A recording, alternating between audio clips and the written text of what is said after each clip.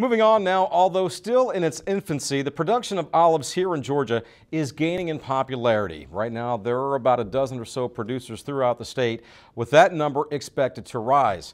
Now, recently, those producers, as well as others with an interest in olive production, gathered down in Lakeland for the 4th annual Georgia Olive Growers Association meeting and conference. This year we've changed gears a little bit on the topics. We did have a grower panel earlier today that answered a lot of questions from other interested growers, but the rest of the conference, the rest of the morning at least, is going to be focused on the status of the domestic industry. And for Jason Shaw, the status of the olive industry here in Georgia is moving along exactly how he expected.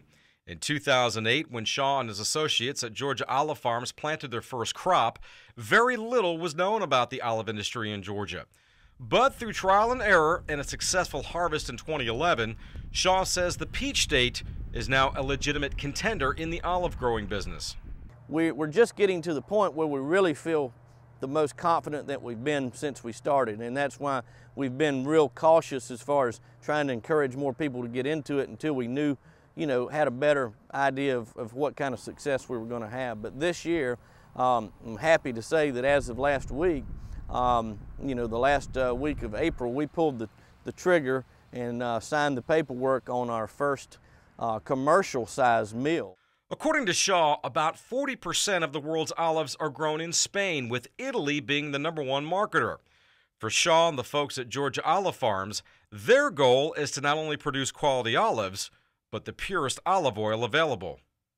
Unfortunately, there's a lot of challenges with the industry, the domestic industry, and the industry worldwide, with some lack of grading standards and some quality issues and some fraud involved, quite frankly. About almost 70% of the olive oil in this country that's labeled extra virgin is actually mislabeled. It shouldn't say that because it's not.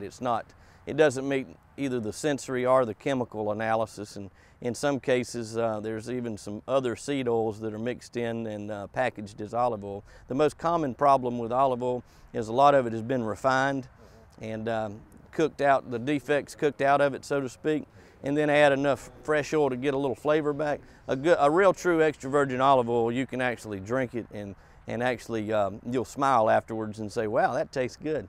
And that's what it's supposed to taste like. And for those that have tried our oil, I hope and I think we'll get that reaction.